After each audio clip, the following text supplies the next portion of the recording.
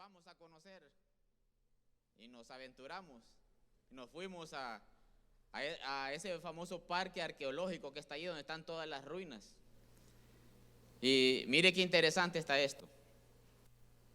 Para poder entrar ahí, se tiene que pagar un boleto. Usted no entra de gratis. Paga la entrada. Entonces uno dice, ok, ya estuvo todo. Ya con este boleto yo tengo derecho a todo lo que hay en este parque. Pero estando ya dentro, ya con el boleto en la mano, me doy cuenta de otra cosa. Mire qué cosa es esto. Vamos caminando a la entrada y me topo con un gran mapa de aquel lugar, impresionante que el mapa. Habían caminos, habían senderos, estaban las estelas, estaba todo aquello que estaba ahí. Y yo decía, Dios mío, y ya estoy aquí adentro, ya pagué el precio, ¿y ahora qué hago? Habían dos opciones. Se me presentaron dos opciones en ese momento. Decidir si yo recorría todo aquel parque solo con mi esposa, sin conocer, aunque había un mapa ahí, había algo que me estaba direccionando, pero aún no tenía el pleno conocimiento de lo que yo me iba a topar ahí. Cuál era el nombre, los senderos, qué camino tomar, para dónde irme. Había un mapa ahí donde me indicaba eso, pero yo no conocía, aún yo todavía no conocía. Así que a la par de ahí había un hombre con una varita así delgadita, esperando que lo llamaran, ¿verdad? Para que nos pudiera direccionar y nos pudiera guiar en todo ese camino. El asunto es que aquí había que pagar también. Mire qué interesante esto. Un guía. Se me presentaron dos opciones, Chaca. Caminar solo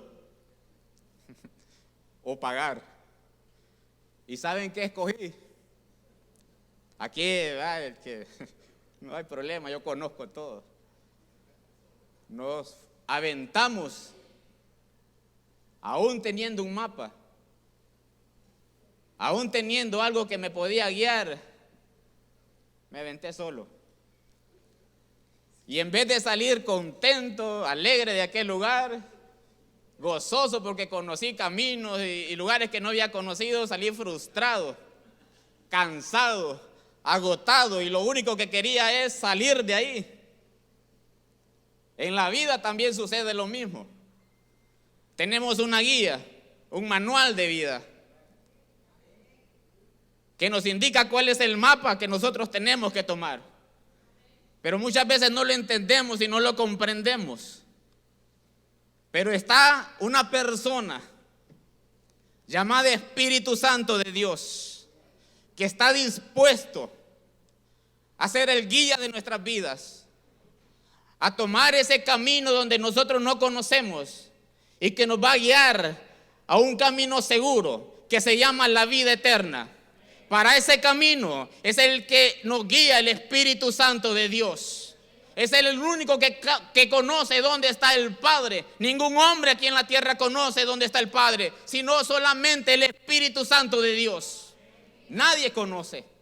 Lo necesitamos todos los días de nuestra vida, en cada momento y en cada decisión de nuestra vida. El tema que quiero compartir se llama, o le puse como tema, tú decides cómo vivir.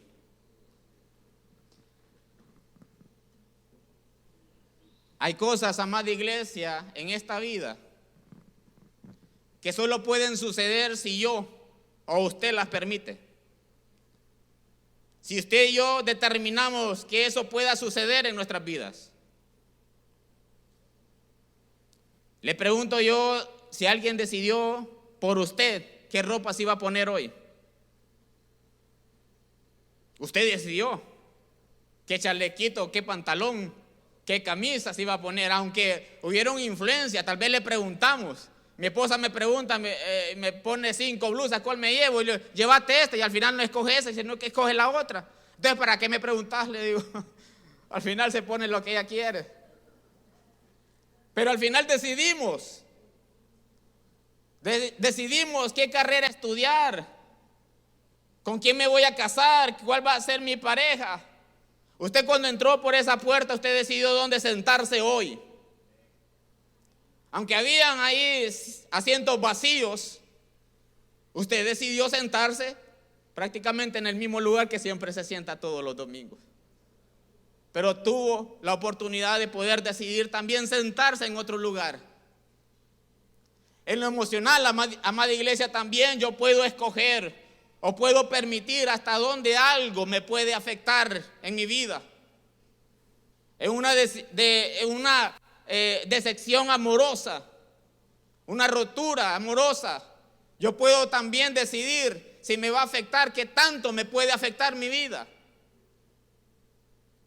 ¿Qué tanto me va a afectar si alguien habla mal de mí, si alguien me traiciona, una mala noticia? Yo decidimos si amamos, porque amar es una decisión también.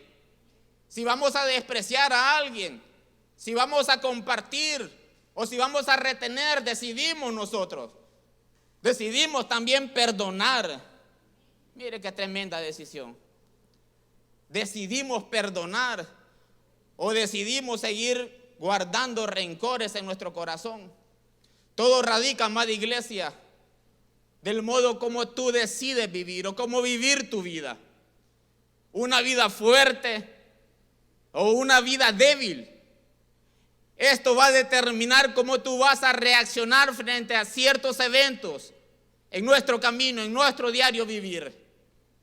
Y esto incluye tu mañana, tu futuro, el más allá. En donde yo quiero pasar la eternidad, usted también decide eso. Una eternidad, una muerte eterna sin Cristo y una vida eterna con Cristo Jesús. La vida es así. En lo natural o en lo exterior nosotros podemos decidir cómo vivir, qué permitir, qué sentir, qué escuchar, qué hablar. Es nuestra decisión.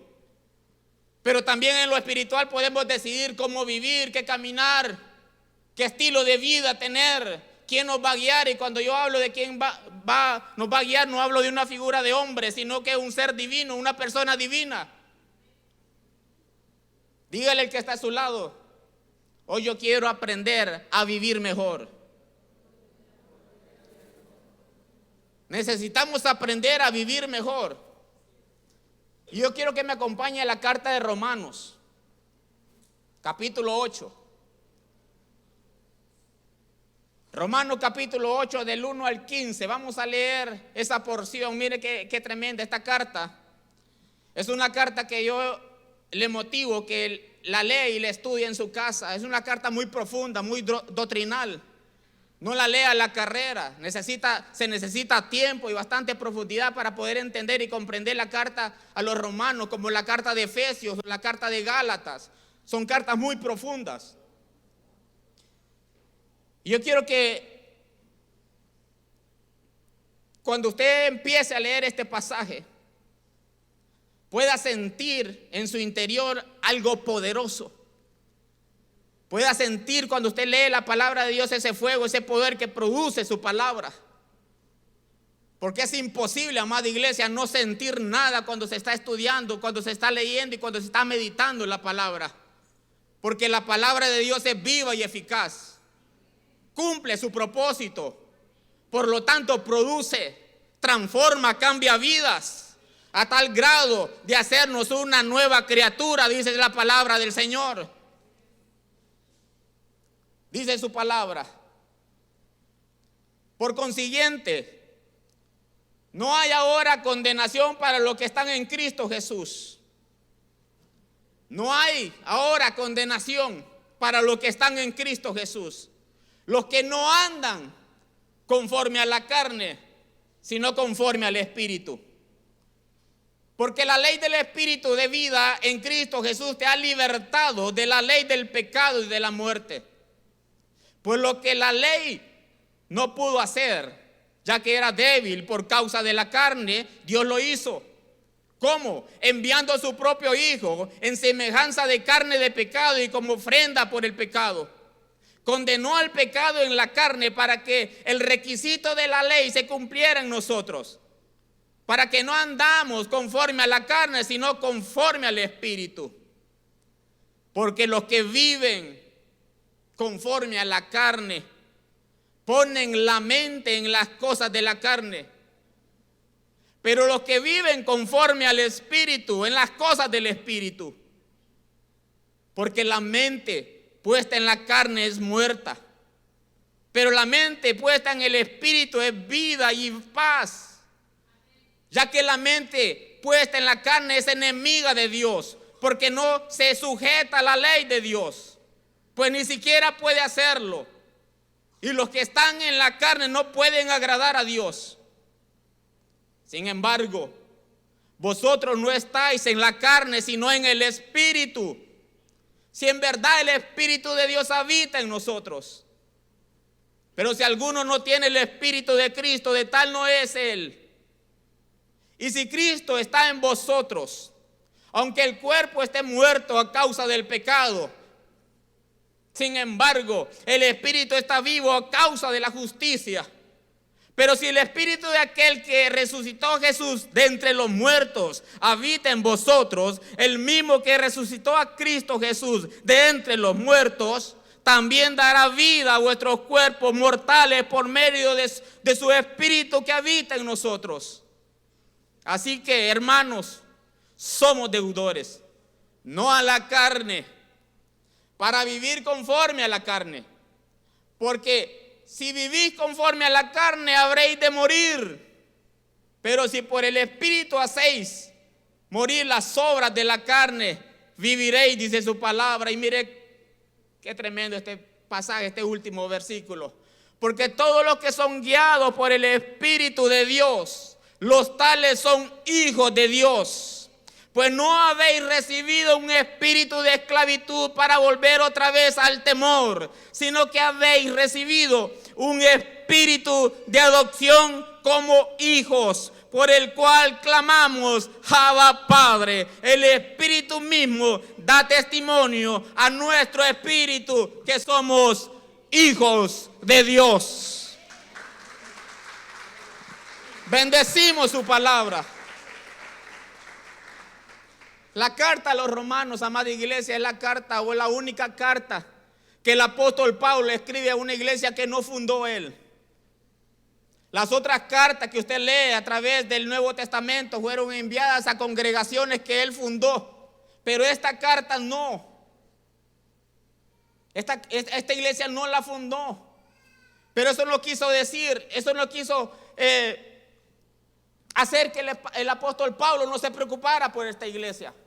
Las demás cartas, por ejemplo, eran enviadas a hijos espirituales que estaban a lo largo y ancho de toda aquella región.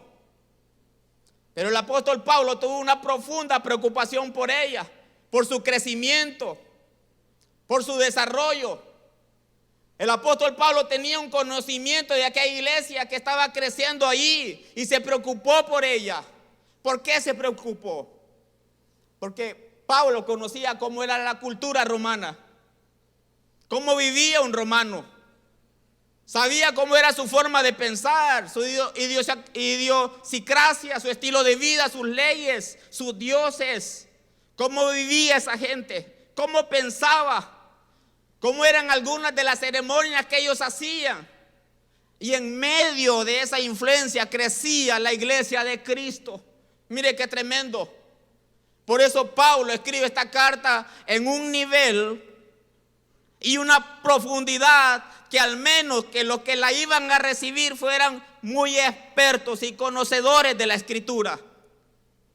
De otra forma, no se iban a enterar absolutamente de nada de lo que Pablo les estaba enseñando. Esta carta, amada iglesia, no era dirigida a una mente griega, sino a una romana. Porque el romano y el griego son totalmente diferentes. Piensan totalmente diferentes. El griego siempre anda buscando la perfección. La perfección de cuerpo. La perfección física. Se preocupa por su cuerpo. El griego es vanaglorioso.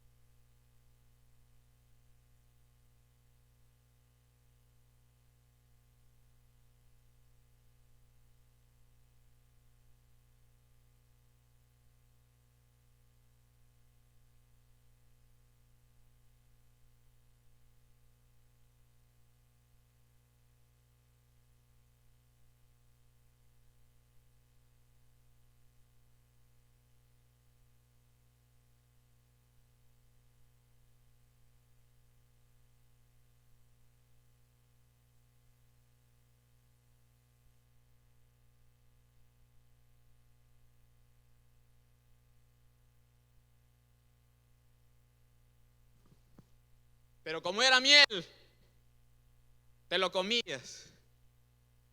Qué rico, decía. Qué sabor más dulce. Pero cuando llegaba aquí al estómago te mataba. Morías de las dos formas. En cualquiera de las dos manos podías morir. Amada iglesia, al igual que el apóstol Pablo se preocupó por aquella iglesia,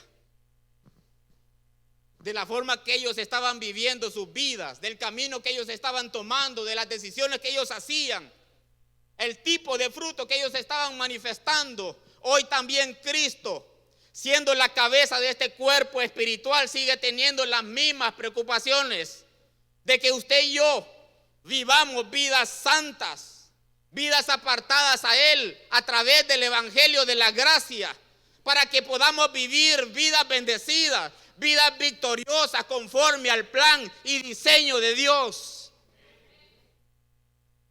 Dígale al que está a su lado: necesito decidir cómo voy a vivir. Amada iglesia, Dios tiene un propósito inmutable en su vida. Un propósito que no cambia, porque en Él no hay sombra de variedad. Sus promesas son eternas. En Él está el sí, el amén. Por eso yo le pregunto: ¿qué lo puede separar a usted del amor de Cristo? ¿Qué lo puede separar de Él? El apóstol Pablo decía: me puede separar la muerte, me puede separar la vida, los ángeles, los principados, los potestades, lo alto, lo profundo. ¿Qué te puede separar del amor de Dios? Ninguna cosa, dice Pablo, creada nos podrá separar del amor de Dios que es en Cristo Jesús, nuestro Señor. Romanos 8:38.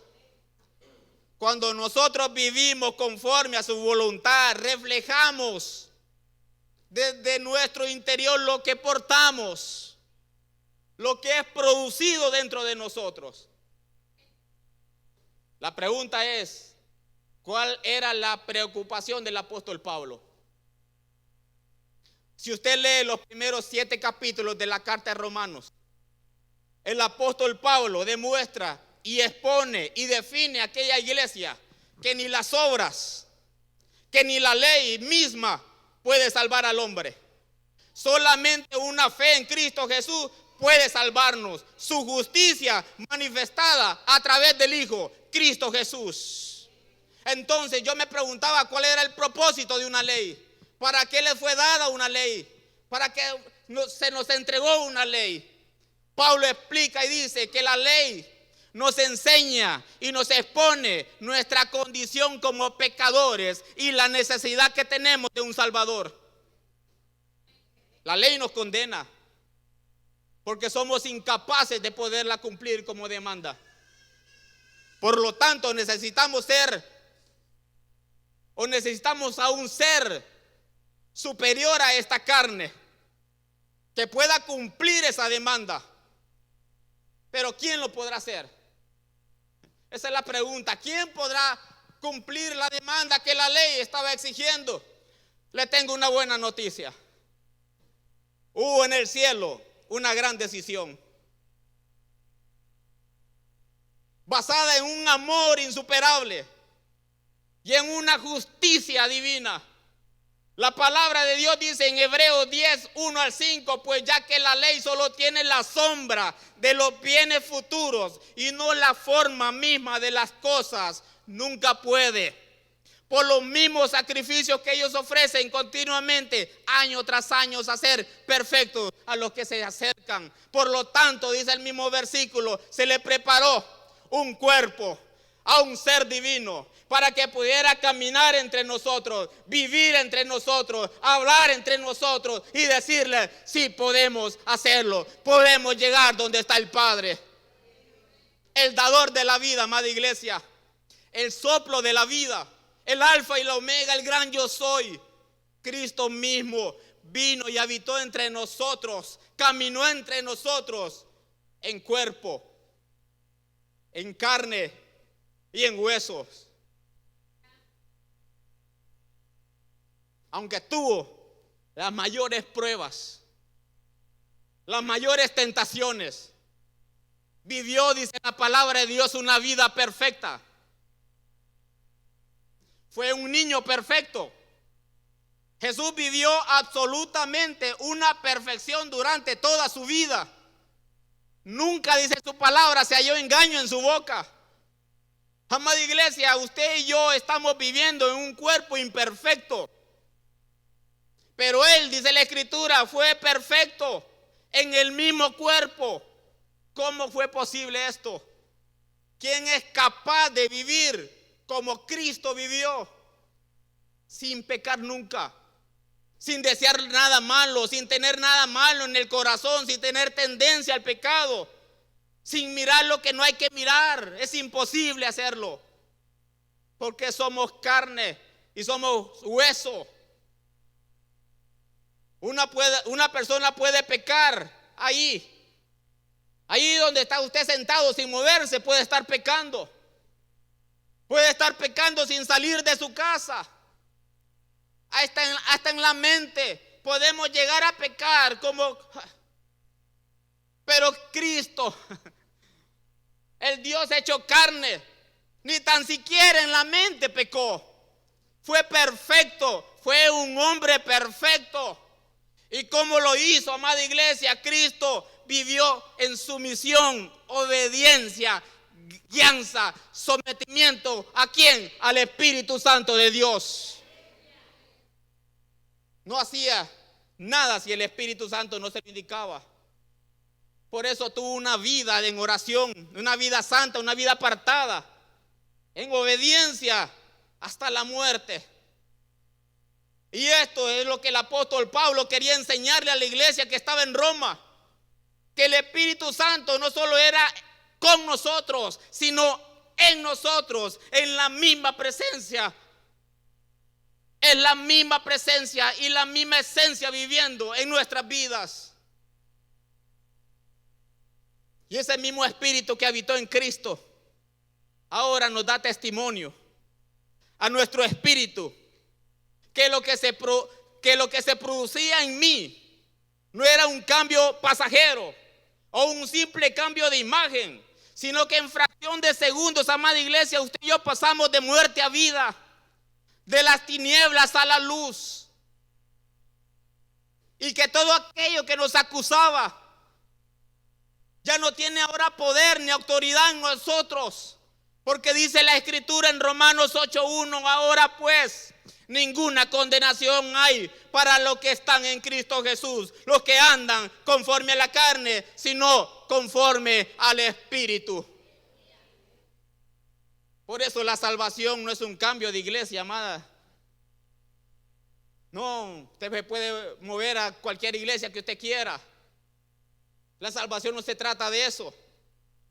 No se trata de un cambio de religión tampoco, o un simple cambio de imagen, sino que esto va más allá. Es un cambio que se produce desde dentro hacia afuera. Y el único que nos puede cambiar por dentro es nuestro Creador.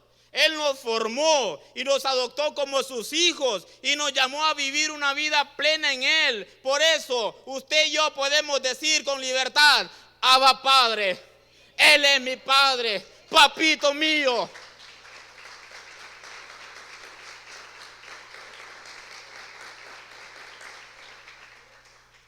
Giselle decía cuando estaba aquí, hay dos cosas, decía él: que somos hijos y tenemos tiempo. ¿Cómo dedicamos, decía él, tiempo? ¿En qué lo estamos implementando? Dos cosas importantes en la vida de un hijo de Dios.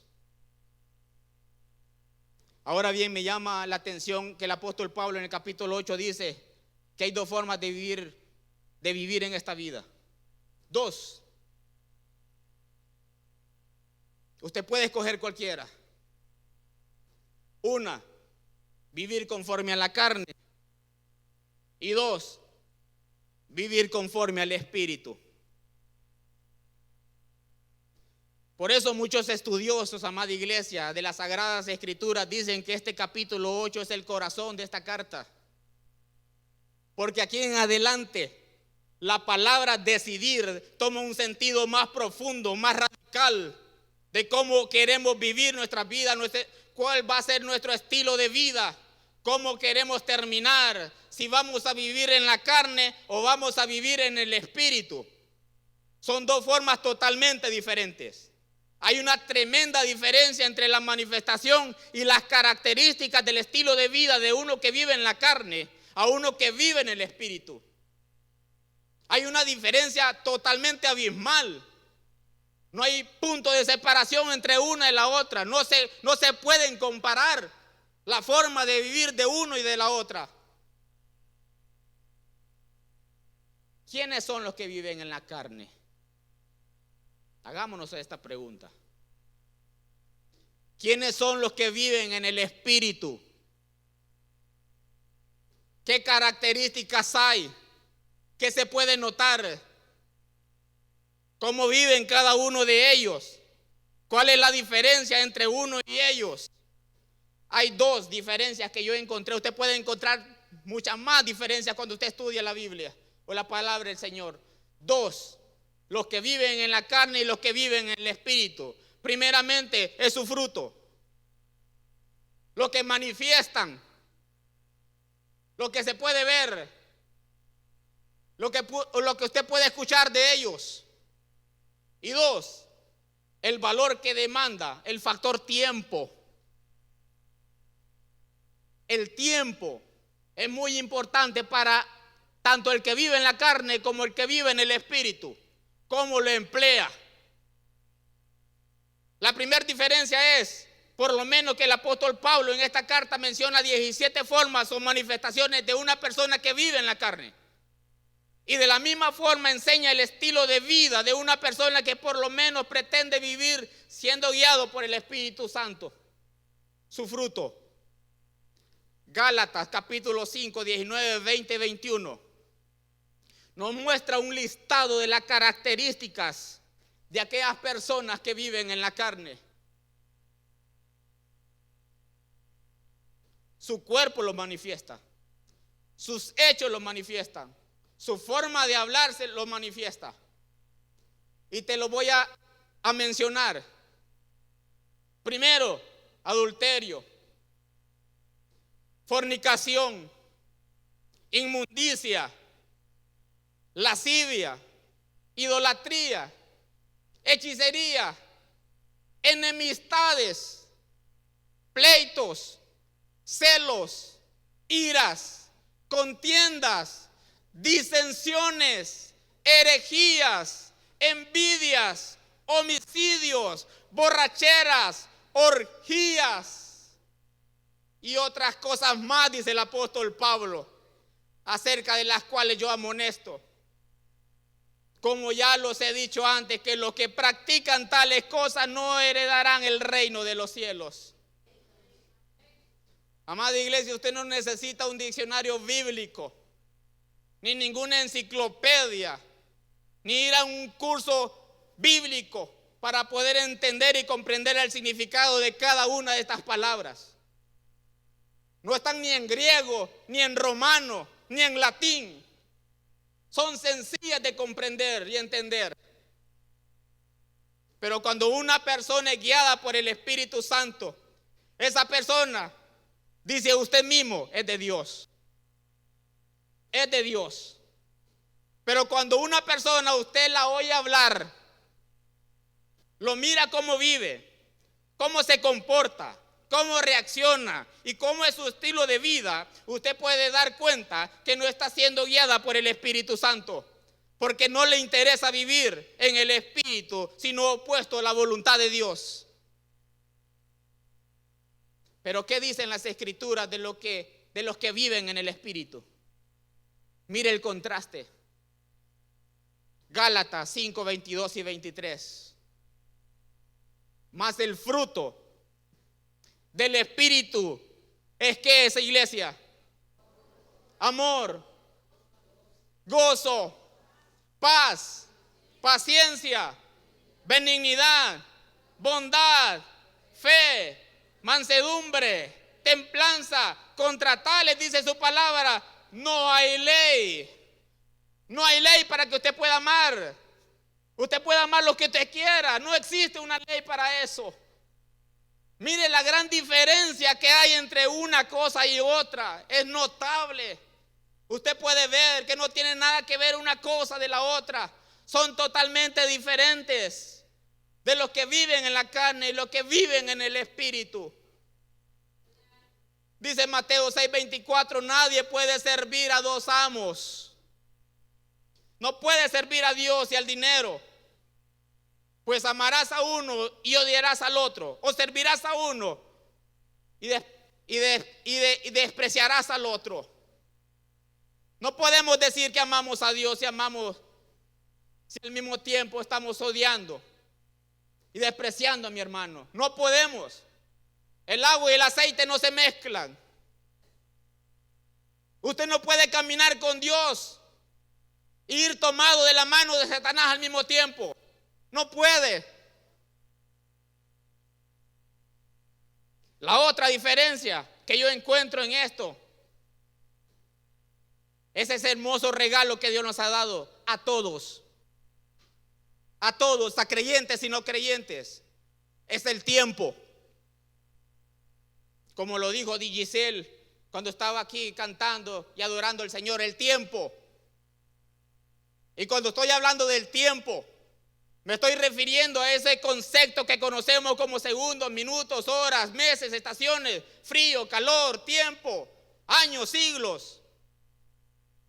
El tiempo, ese hermoso regalo que Dios nos dio a todo el mundo, es en el tiempo donde nosotros nos movemos, es donde nuestro patrón de conducta se mueve, nuestras reglas de juego se mueven.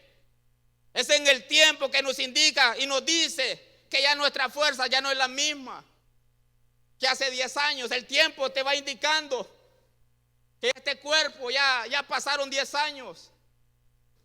Yo no tenía canas aquí hace 10 años. Ahora ya tengo. ¿Quién me lo indicó? El tiempo. Mi querido amigo, el tiempo lo tenemos que vivir tanto los que viven, escúcheme bien esto, tanto los que viven en la carne como los que viven en el espíritu. Pero la diferencia radica en el valor que le damos. El ateo, más ateo de este mundo, cuando se levanta, tiene las mismas 24 horas que el creyente más santo y consagrado del Señor. Tiene exactamente las mismas 24 horas, las mismas oportunidades que usted y yo podemos tener. Incluso aquellas personas que tampoco quieren nada con Dios, que viven alejadas de Dios, tienen la misma semana de 7 días que usted y yo la tenemos. Por lo tanto, el concepto tiempo debemos entenderlo, que es un regalo universal de Dios, que es para el alto, para el bajo, para el blanco, para el negro, para el rico, para el pobre, para el musulmán, para el cristiano. El tiempo es igual para todos. La diferencia está de una persona que vive ajena a la voluntad de Dios, ajena al diseño de Dios, es decir, que vive en la carne, es que desperdicia el tiempo, no lo valora, no le importa. Le pregunto, amada iglesia, ¿en qué lo estamos invirtiendo? El tiempo. Dice la Sagrada Escritura que para todo hay tiempo, para todo hay oportunidad. Hay tiempo para los que tiempo para amar, dice la palabra, para darnos un abrazo, tiempo para, qué sé yo, para muchas cosas hay tiempo, incluso hasta para pelear hay tiempo. Pero para usted y para mí, el factor tiempo tiene que ser muy importante, demasiado importante. ¿Usted sabe por qué peleamos tanto? ¿Usted sabe por qué hablamos tanto? ¿Por qué estamos ociosos? Pero cuando un hijo de Dios emplea bien su tiempo, no tiene tiempo ni de ir al vecino. Dedica su vida en oración, a buscar de Dios, a leer la Escritura. No te das cuenta cuenta a qué horas pasa el día. Solamente te das cuenta que estás conectado con el Espíritu Santo de Dios. No sigamos, amada iglesia, desperdiciando el tiempo en pleitos, en contiendas, en disensiones, en enemistades, sino más bien aprovechemos en vivir una vida como la que nos enseñó nuestro Señor Jesucristo. Filipenses 2, 1 y 5 dice: si Cristo les ha dado a ustedes poder para animar a los demás, y si el amor que ustedes tienen los lleva a consolar a otros, y si todos ustedes tienen el mismo espíritu y son compasivos, les pido que vivan en armonía y que se amen unos a otros. Así me harán muy feliz, dice esta versión. Pónganse de acuerdo en lo que piensan. Deseen las cosas con toda humildad y vean a los demás como mejores a ustedes mismos. Nadie busque el bien solo para sí mismo, sino para todos. Que tengan la misma manera, dice, de pensar que tuvo Jesucristo. Por eso el apóstol Pablo, cuando escribe la carta de los Efesios, también les motiva a aquellos que viven o que quieren vivir esforzándose en el Espíritu. Les dice: aprovechen bien el tiempo, porque los días son malos. Mirad pues con diligencia, dice Efesios 5 y 15, cómo andéis, no como necios, sino como sabios, aprovechando bien el tiempo, porque los días son malos. Por lo tanto, no seáis insensatos, sino entendidos, del cual sea la voluntad del Señor. ¿A qué le dedica usted el tiempo? ¿En qué lo está invirtiendo? Señor. Pablo instruye a la iglesia que está en Roma y le dice: ahora nosotros hemos pasado de muerte a vida. Nuestra antigua vida estaba caracterizada en vivir en la carne, pero ahora les voy a enseñar un nuevo modelo de vida. Ahora vamos a vivir en el Espíritu. El mismo Espíritu que habitó en Jesús ahora vive en nosotros. El mismo Espíritu que capacitó a Jesús para darle vida o vista a los ciegos, para vendar a los quebrantados de corazón, para sanar las enfermedades, para calmar los vientos, echar fuera demonios, hacer milagros, ahora habita en cada uno de nosotros, haciéndonos cada día su imagen, libres del pecado y coherederos de Cristo y herederos juntamente con Él, porque ahora somos ¿qué? Hijos. Pero usted me dirá: hermano José, ¿cómo se puede vivir de esta manera, con este cuerpo de pecado, que vive bajo la transgresión de Adán, del viejo hombre, que sigue manifestando ese viejo hombre en mí, que lo seguimos viendo, seguimos mintiendo, seguimos teniendo malos deseos? La pregunta posiblemente la iglesia de Roma también se hacía: ¿cómo podemos hacer esto? Y pasó algo impresionante que el apóstol Pablo le enseñó a la iglesia de Roma. Algo que les cambió su forma de pensar. Para que algo de esto acontezca en nosotros, que este viejo hombre se tiene que producir algo realmente milagroso en nuestras vidas.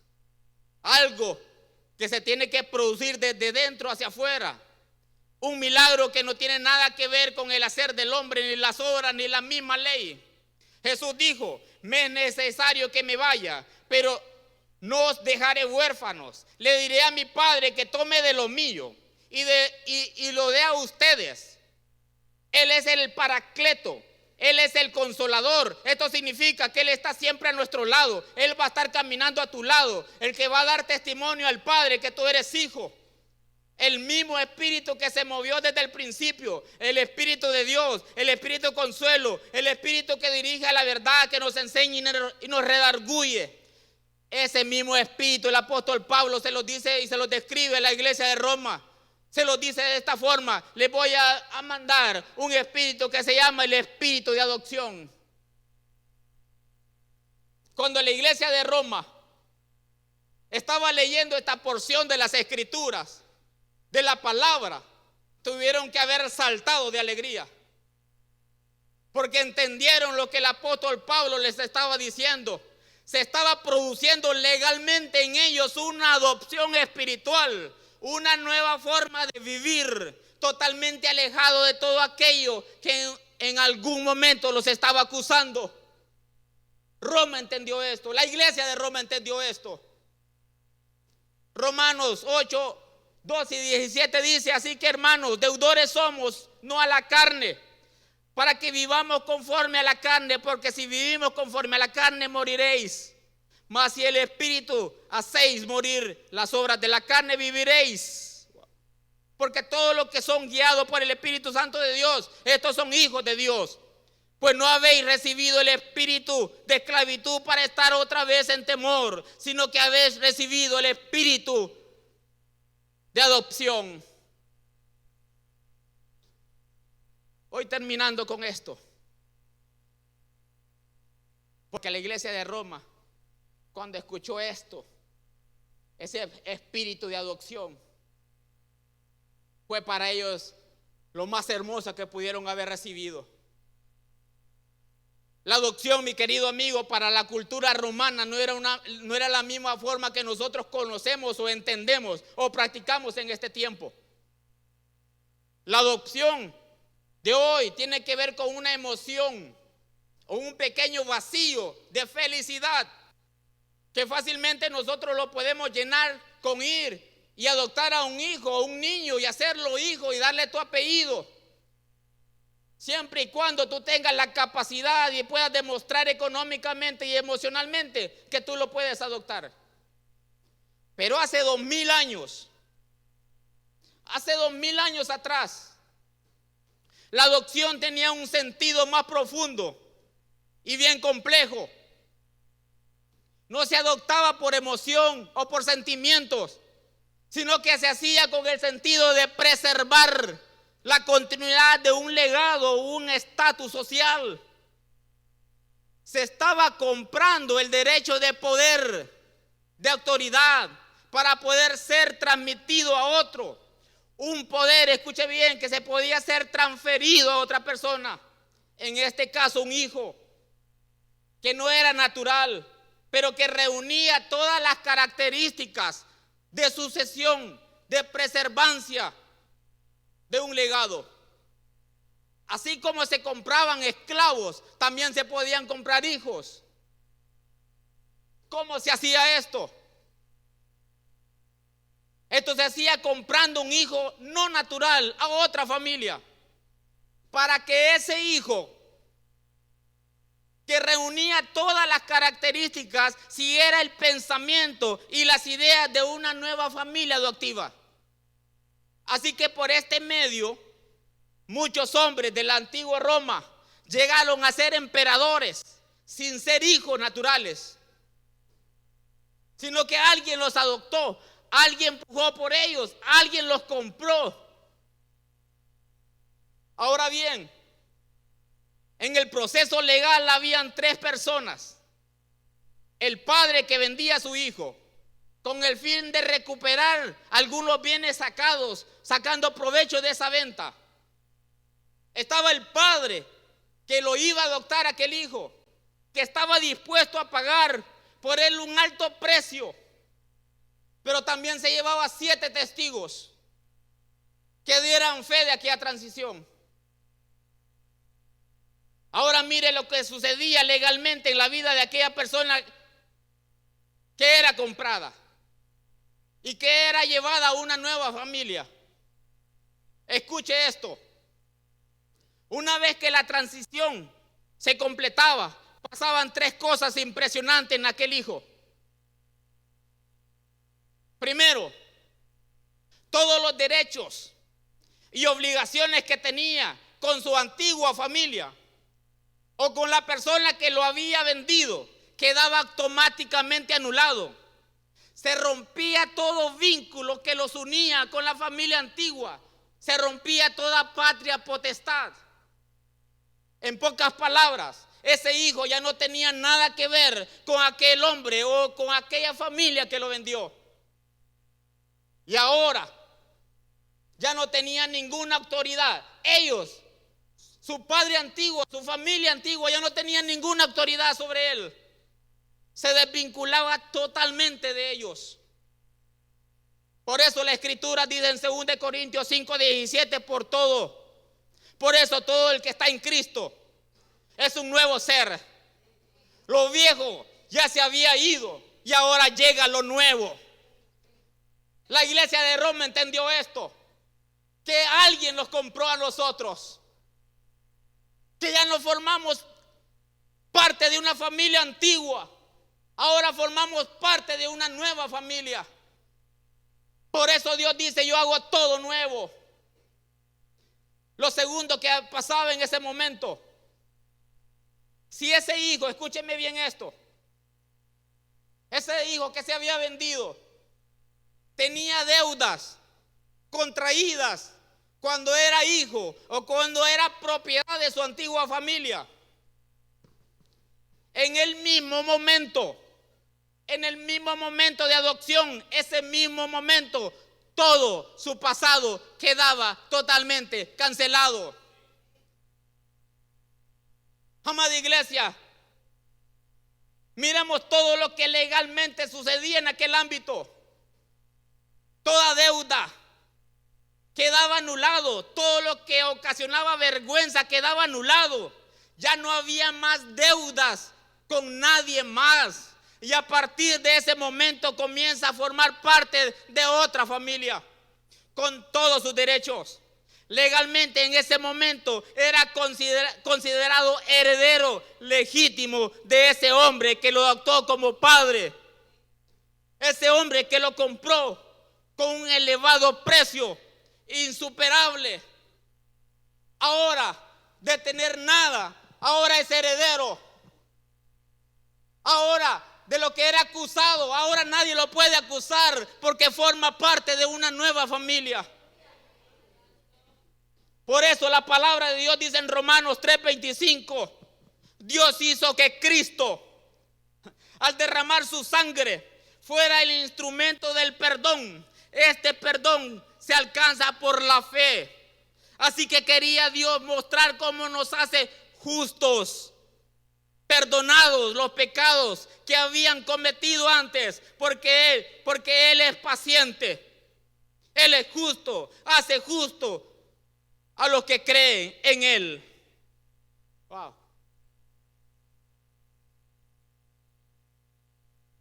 Roma entendió esto. Tus pecados te fueron perdonados.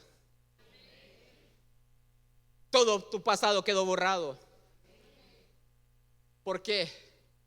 Porque alguien te compró a precio de sangre, amada iglesia.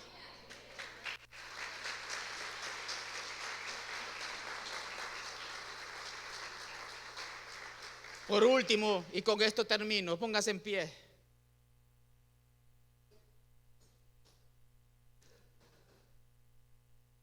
Si el hombre que lo había comprado, escuche bien esto,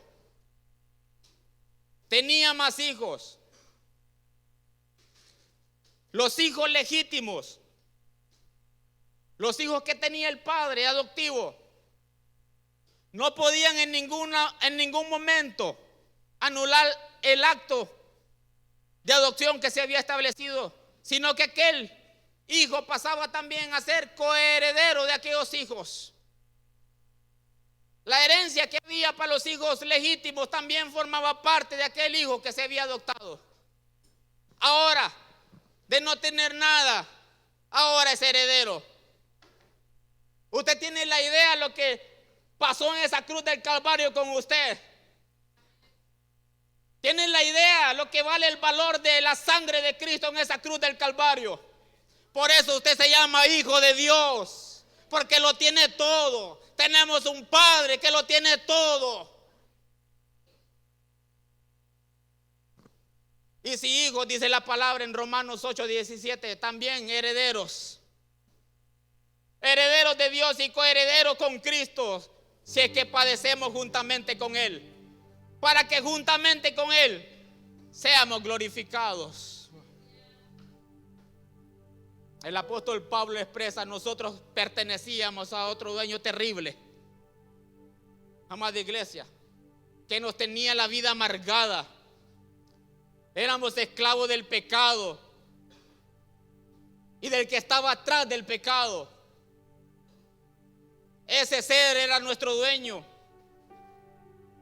el que controlaba nuestras vidas, el que dirigía nuestras emociones y sentimientos, el que hurtaba, el que mataba, el que destruía nuestras vidas. Pero llegó el momento que alguien nos compró, y nos compró a precio de sangre.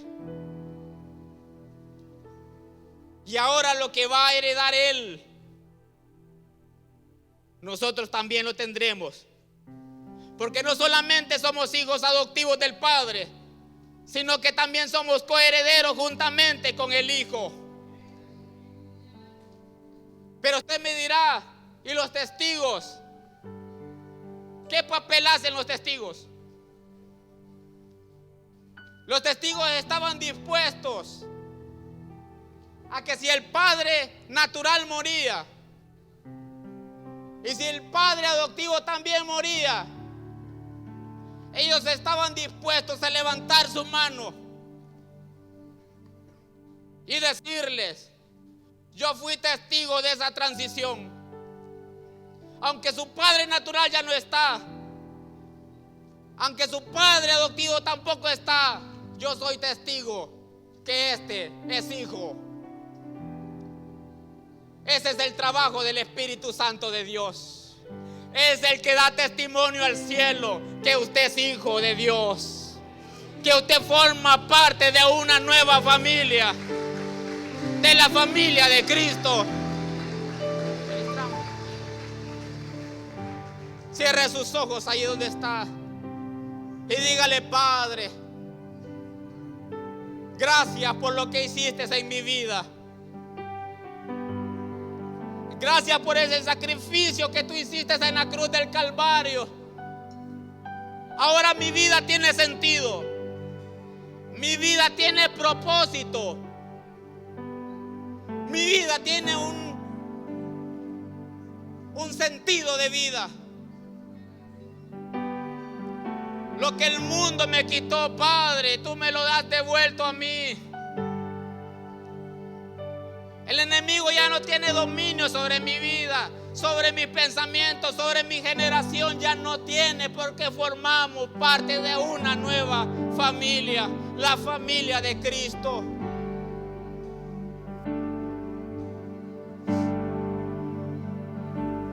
Me envuelves hoy con una canción, melodía de tu amor.